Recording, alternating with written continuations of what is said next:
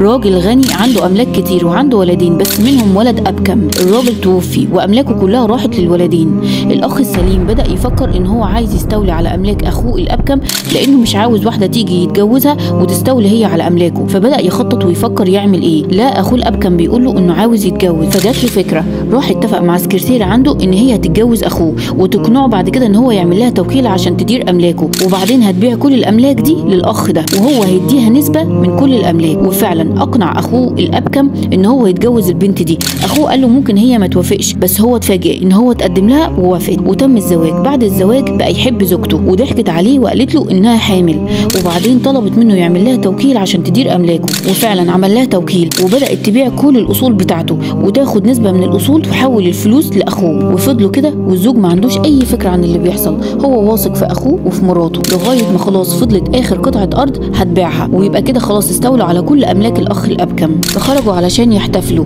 الاخين وزوجة الاخ الابكم كان فاكرهم ان هم بيحتفلوا عشان الحمل. وصلوا المطعم، خلصوا وهم مروحين في الطريق عملوا حادثه، الزوجه ماتت والاخ السليم اتقطع عليه ايد ورجل، والاخ الابكم هو الوحيد اللي خرج من الحادثه سليم بدون اي اذى، وفي الاخر ورث كل فلوس زوجته اللي ماتت. عرف ساعتها الاخ اللي دبر كل ده ان اللي حصل له ده ذنب اخوه، فرجع له كل املاكه وفلوسه اللي اخدها منه. اكتب في التعليقات سبحان الله الحكم العدل الذي لا يرضى بالظلم، فالظلم ظلمات يوم القيامه.